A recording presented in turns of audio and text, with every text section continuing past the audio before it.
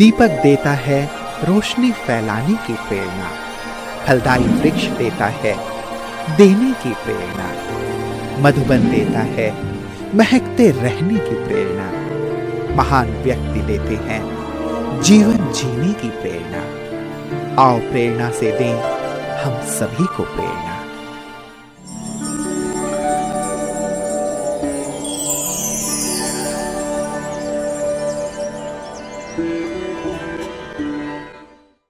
पवई भारत के महाराष्ट्र राज्य में स्थित मुंबई शहर का एक प्रमुख स्थान है। ये पवई झील के किनारे बसा हुआ है। मुंबई पवई के ब्रह्मा कुमारी ईश्वरीय विश्वविद्यालय की मुख्य संचालिका ब्रह्मा कुमारी राजयोगिनी जानकी दीदी जी है।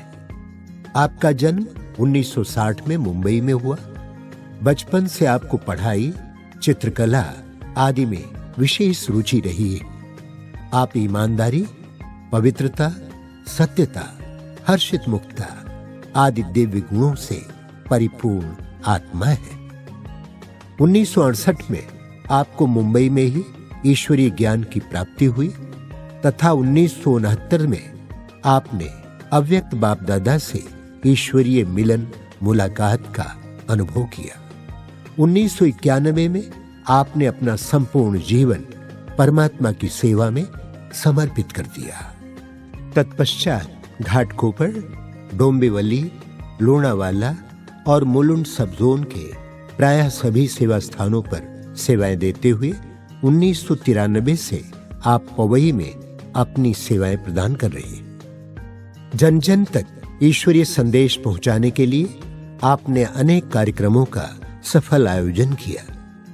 दीदी जी के नेतृत्व में 400 से भी अधिक विद्यार्थी ज्ञान और योग से परिपूर्ण होकर अपने जीवन को दिव्य गुणों से संपन्न बना रहे।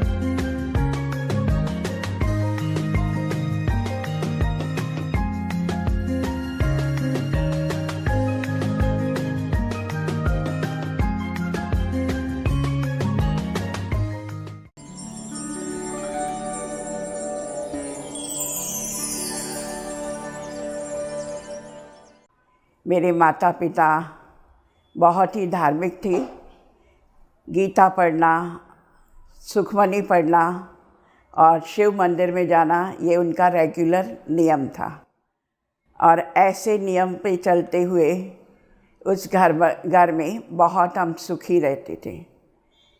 साथ साथ 1968 में 8 वर्ष की आयुष्य में मुझे ये ईश्वरीय ज्ञान मिला। यह ज्ञान एक शिव मंदिर में प्रदर्शनी लगी हुई थी। शिवरात्रि का दिन था और उसी दिन मुझे ये ज्ञान मिला। मुलुंड में सेवा केंद्र नहीं था, गीता पाठशाला में हम लोग जाते थे और उसी दिन से गीता पाठशाला जाना शुरू हुआ। और वहाँ पे ही हमने 2 दिन का कोर्स किया, आत्मा क्या है और परमात्मा क्या है।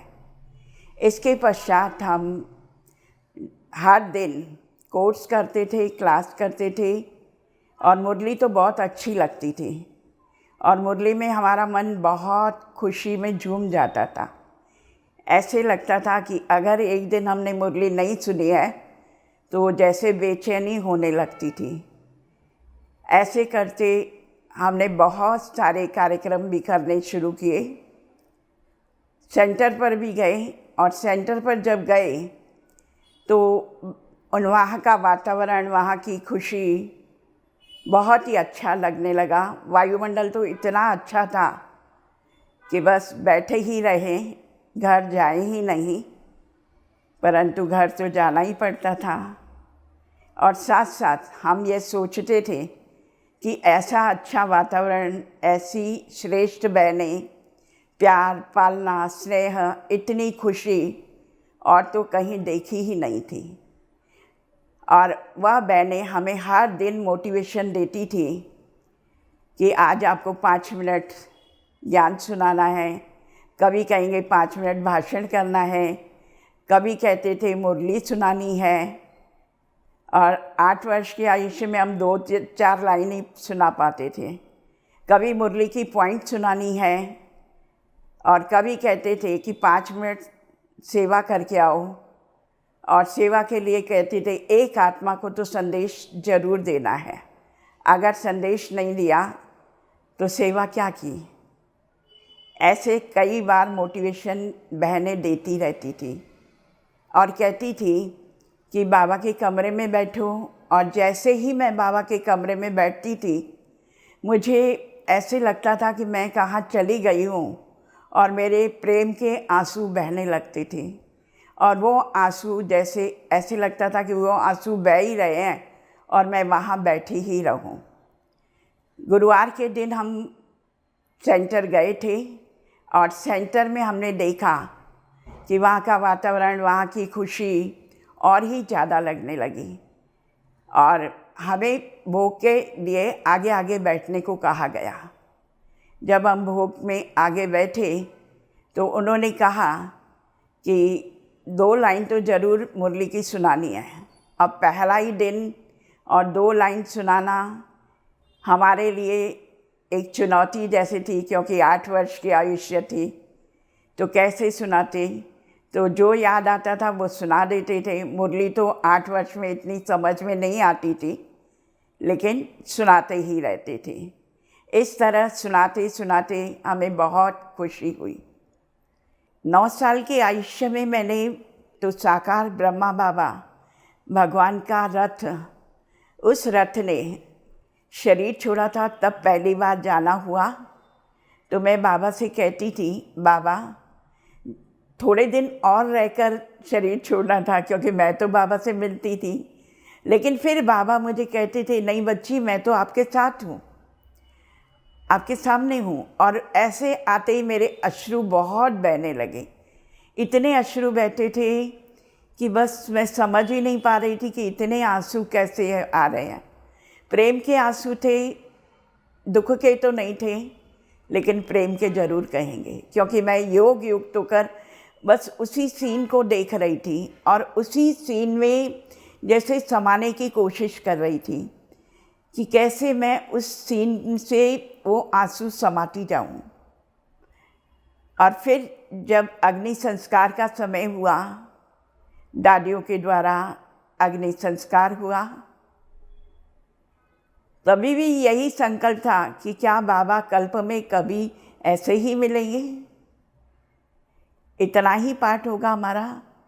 लेकिन बाद में जैसे ही दादियों के साथ बाबा की मुलाकात हुई, तो बाबा आए थे, कुछ बहनें ही अंदर थी और हम बाहर खड़े थे।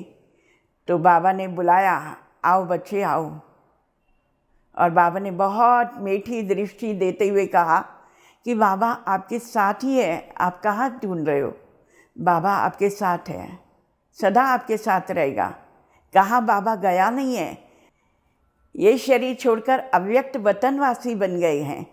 हम सभी को अव्यक्त वतनवासी बनना है, हमें पुरुषार्थ करना है। बाबा ने ये कहते हुए बहुत प्यार से दृष्टि दी, प्यार से हाथ फिराया सिर पर और कहा, बच्ची रोना नहीं है, लेकिन खुशी के आंसू होने चाहिए, और खुशी खुशी से अव्यक्त वतनवासी बाबा से तुम रोज़ मिलोगी, रोज़ तुम्हें बाबा बुलाएगा।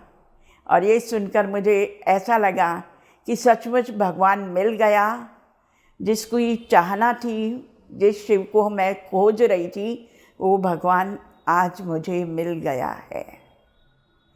मैंने उसको देख लिया है, मैंने उसकी पालना प्राप्त कर ली है। उसका स्नेह, उसकी पालना मुझे सदा खुशी देती थी कि भाई जब भी कोई बात होती थी, बाबा भी कहते थे कि बाबा कहना और सब बातें ख़त्म हो जाएं। तो मैं बस वो बात स्मृति में रखी कि भाई बस बाबा मेरे सामने है और मैं मदद करने के लिए बुलाती हूँ, और हर पल बाबा मदद करने के लिए मेरे पास आ जाते हैं। और उस मदद को तो मैं कभी भूल ही नहीं सकती। आज भी जब वो सीन याद आती है, बाबा एक बार आए तो बाबा ने कहा कि बच्चे तुम तो सफलता के सितारे हो। कई बार बाबा कहते थे विश्व कल्याणकारी हो। हम इतना उस समय समझ नहीं पाते थे विश्व कल्याणकारी क्या है, लेकिन समझते थे कि जो हमने सुना है वो औरों को सुनाना है, और जो पर्चा एड्रेस का देता होता था वो देने का है, ऐसे हम समझते थे। लेकिन मनसा के द्वारा, वाचा के द्वारा, कर्मणा के द्वारा हम कैसे विश्व कल्याणकारी बन सकते हैं वो हमने दादियों से सीखा। बहनों की सादगी और उनके विचार और उनसे बात करने का ढंग हमें टीचर बनने की प्रेरणा देने लगा। लगता था कि स्कूल में भी टीचर बन रही हूँ, बनने की चाहना थी, तो बाबा ने तो मुझे अपने जैसा बनाने के लिए ये मुझे प्रेरणा की है कि आप यहाँ की टीचर बन सकती हो, रूहानी टीचर बन सकती हो। और इस प्रेरणा के लिए मुझे कई बार दादी ने भी ऑफ़र किया, और साथ साथ गुलजार दादी कहती थी अभी ही करना है, टीचर तो अभी बनना है, जब टीचर बनेगी तब तो औरों को का विश्व कल्याण करेगी, नहीं तो कैसे कर सकेगी। फिर मैं दादी को बताती थी, दादी मैं तो टीचर बनना चाहती हूँ, पर मैं सोचती हूँ कि यज्ञ के अंदर हम बहुत सारी बातें सीखते हैं, और सोचती हूँ कि यज्ञ के अंदर धन की भी आवश्यकता है, तो मुझे धन कमा के सेवा करनी चाहिए, और वो धन कमा के सेवा करूँगी तो और फ़ायदा होगा, यज्ञ चलेंगे।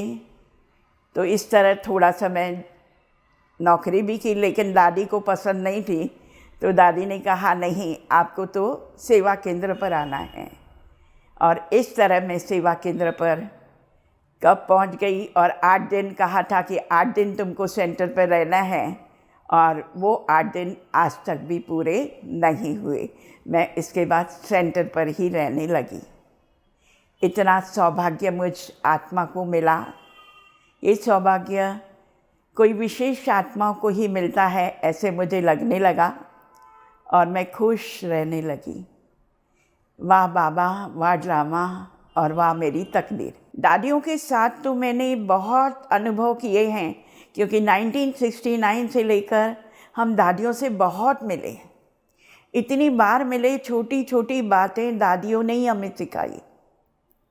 मुझे याद है एक बार मेडिटेशन हॉल बन रहा था, हम हिस्ट्री हॉल में तो बहुत सेवाएं करती थी, लेकिन मेडिटेशन हॉल बन रहा था, तो दादी हमारे साथ खुद भी सेवा करती थी। कहती थी चलो क्लास के बाद आधा घंटा सेवा है, तो हम कहते थे ठीक है, आधा घंटा सेवा करना है। वो सेवा बड़ी खुशी से करते थे, बड़े उमंग उत्साह में आ जाते थे, और दादी करती है हमें भी करना है, तो जितना हमसे होता था हम करते थे। लेकिन दादियाँ फिर हमको मिलके दादियों के साथ करते खुशी खुशी से, और उमंग में आके कहते थे कि दादी जी हाँ हम ज़रूर करेंगे, हम करेंगे नहीं तो कौन करेगा। एक नशा होता था। फिर दादियाँ जब सेवा पूरी होती थी तो हमको टोली भी देते थे, और साथ साथ दादियाँ ने ये सिखाया हमको, दादियों ने, कि कभी अनाज साफ़ करना है तो अनाज साफ़ करते करते हम कई कंकड़ के साथ चावल भी गिरा देते थे बाहर। तो दादियाँ हमें कभी डांटती नहीं थी, कभी बहुत प्यार करती थी, इतना प्यार करती थी कि दादियों के संग रहकर हमने सीखा कि हमें घर में भी क्या क्या सेवाएं करनी है। फिर कभी स्थूल सेवा होती थी, जैसे चावल चुनना है, तो हम चावल के साथ कंकड़ भी डाल देते थे, लेकिन दादियाँ फिर भी प्यार से, स्नेह से हमको कहती थी कि ये कंकड़ एक बाजू किया और चावल उठाए दादी ने। फिर हमने उनको देखकर हमने भी वो उठाए कंकड़ से। तो दादी ने कहा कि ये एक एक कणा मोहर है, तभी हम मोहर का अर्थ भी नहीं समझते थे, और दादियों ने सिखाया कैसे करना है और किस प्रकार से हमको खुशी होती है। फिर दादी ने एक बार कहा कि कोई भी आता है तो उससे सम्मान, रिस्पेक्ट से, प्यार से बात करनी है। ये सम्मान हमें सम्मानित करेगा, ये सम्मान हमें खुशी देता है। और ऐसे करते करते हमने दादियों से कई बार अकेले झूले में बात करते हुए देखा। तो कई बार हम क्वेश्चन करते थे, दादी जी आप तो हाँ जी का पाठ हमें कहते हो कि हमें हाँ जी करना चाहिए, परंतु कोई काम नहीं आए तो क्वेश्चन मार्क भी करते थे। तो दादी कहती थी उस समय समझ लेना कि भाई बाबा मुझे किसी के द्वारा कराएगा या बाबा खुद आकर हमारे से कराएगा। तो ये बात इतनी अच्छी लगती थी कि बाबा हमारे से कराएगा या कोई ऐसा व्यक्ति उस समय भेज देगा जो हमारा काम हो जाएगा। और वो अनुभव मैंने बहुत किए, क्योंकि बाबा हम कई बार देखते थे कि किसी व्यक्ति से मिलना है तो भी वो व्यक्ति नहीं मिलता था, लेकिन हम कहते थे बाबा आ जाओ, हमें उस वीआईपी से मिलना है, इस वीआईपी की सेवा करनी है, इसके यहाँ जाना है। तो बाबा उसी समय जैसे पूरी कर देता था, वो व्यक्ति उसी समय मिल जाता था और जो बात हमें करनी थी वो हम करके आ जाते थे। ऐसे हमने कई बार दादियों से देखा, जानकी दादी से भी सीखा कि सत्यता, ईमानदारी और वफादार क्या है।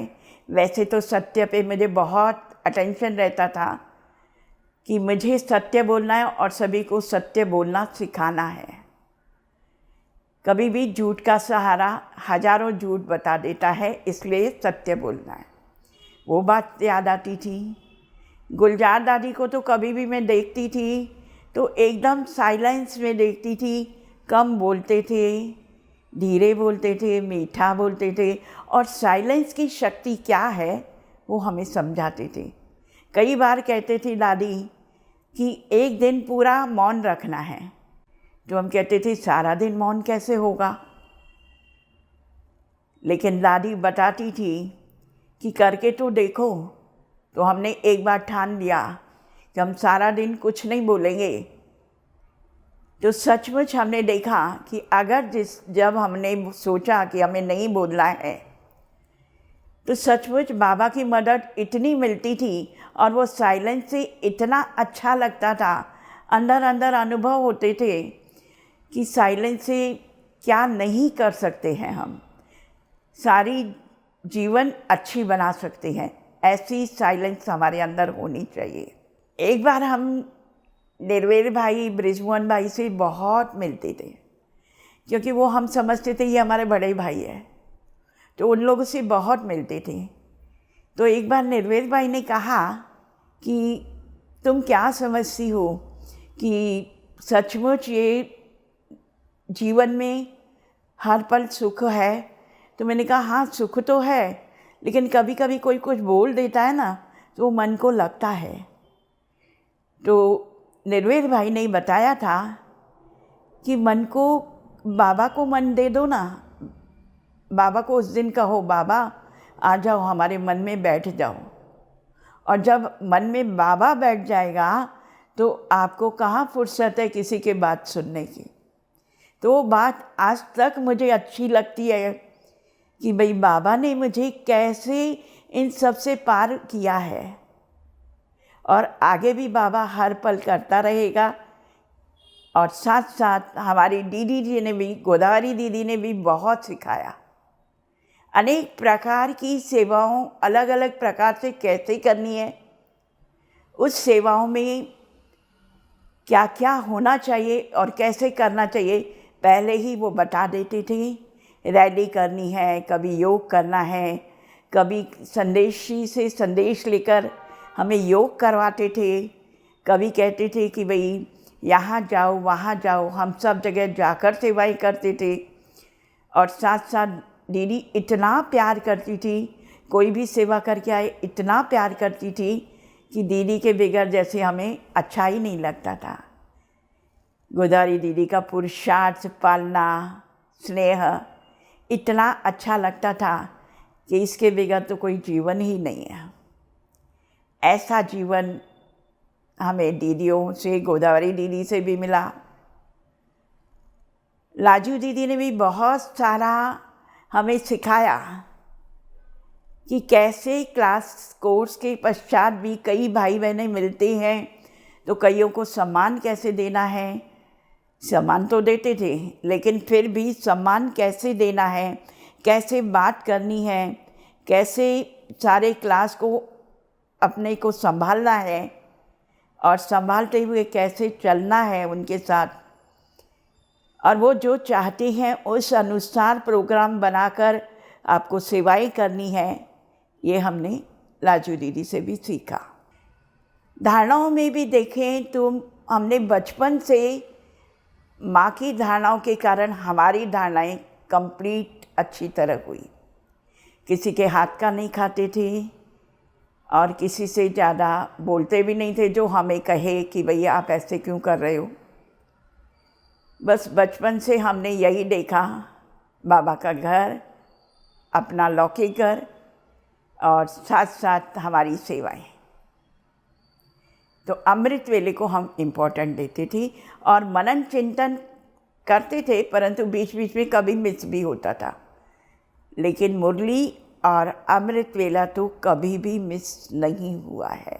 मैं विशेष पुरुषार्थ करती हूँ कि अमृत वेला मिस नहीं हो। और दूसरा, अव्यक्त वाणी हर दिन रोज़ पढ़नी है और उसमें उस अव्यक्त वाणी में जो भी अंडरलाइन है, जो भी अंडरलाइन बाबा ने दिया, ये करना है, ऐसा करना है, तो उस पर विशेष अटेंशन देती हूँ और सोचती हूँ स्व परिवर्तन से ही विश्व परिवर्तन होगा।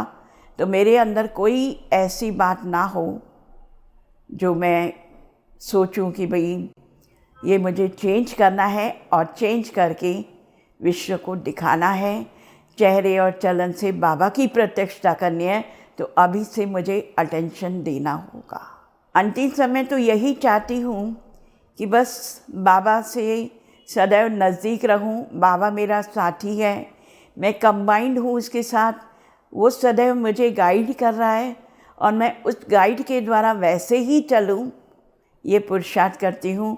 बस अंत तक बाबा हर पल मेरे साथ रहे और हर पल मुझे मदद भी करता रहे।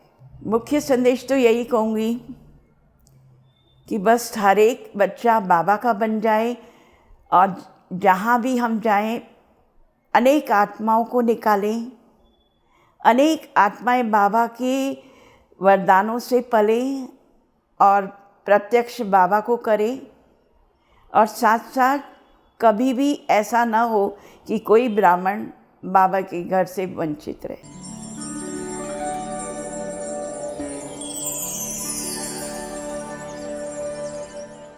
हमने दीदी से हर सिचुएशन में कैसे रहते हैं वो सीखा, और साक्षी दृष्टा का पार्ट हमने स्पेसिफिकली दीदी से सीखा है। और जैसे कि उतार चढ़ाव पीएचडी में चलते रहते हैं, तो जैसे ही हम सेंटर पे आते हैं या दीदी से दृष्टि लेते हैं, दीदी का वरदानी हाथ जैसे हमारे सर पर रखता है, तो हमें कहाँ पे वो नेगेटिविटी चली जाती है, कैसे वो हीलिंग एनर्जी हमारे अंदर भर जाती है, नेगेटिविटी से पॉजिटिविटी में जाना या चीज़ें लेट गो कर देना, वो सारा हमने दीदी जी से सीखा। सो दीदी जी जैसे कि साकार और अव्यक्त बाप दादा की पालना ली, बड़े दादियों के, भाई साहब के अंग संग रहे, तो उनकी पालना में पलने का हमें विशेष सौभाग्य प्राप्त हुआ है। जब भी हम शुरू में दीदी के साथ आए तो पहले तो ऐसे लगता था कि हम अपने जीवन में अभी कुछ नया सीखने आए हैं। तो दीदी हमेशा बहुत प्यार से हर बात, गलती भी होती थी तो प्यार से सिखाते थे, कुछ बात नहीं आती थी तो हमेशा यही समझाते कि आज्ञाकारी बन के आपको ये कार्य करना है, चाहे सेवा हो, चाहे भोग की बातें हो, चाहे बाबा को भोग लगाना हो। जैसे हम अमृत वेले बाबा के साथ बैठते हैं तो कभी नींद भी आती है, तो कहते नहीं, नींद नहीं आनी चाहिए, आपको फ्रेश माइंड होके बाबा के साथ बैठना है। जब भी हम मुरली पढ़ते हैं तो कभी हम समझाते कम थे तो कहते थे नहीं, आपको और अच्छा समझाना है। दीदी से मैंने सबसे पहले कोर्स सीखा और इतने सरल तरीके से उन्होंने संस्था के बारे में, परमात्मा के बारे में जो ज्ञान दिया, उसको पकड़ के आगे चलते चलते जीवन की कई कठिनाइयों को सामना करने की शक्ति मिली। जानकी दीदी बहुत ही सरल तरीके से, निश्चल भाव से और साहस के साथ हर चीज़ आगे बढ़ने का तरीका बताती हैं। पूरी ईमानदारी, पूरी वफादारी सच्चाई के साथ में संस्था को चलाती हैं। और आज संस्था जिस रूप में थी और वहाँ से आज जो हम यहाँ पहुँचे हैं, उसमें दीदी का बहुत बड़ा योगदान है हम सब लोगों को अपना ज्ञान देने में। और उनके ज्ञान को फॉलो करते करते हम आगे बढ़ते जा रहे हैं। दीदी एक फूल का जैसी है। दीदी का हृदय इतनी खुशबू देती है, हम वो अनुभव किया है। मेरे युगल भी आते थे तभी वो भी अनुभव किया है।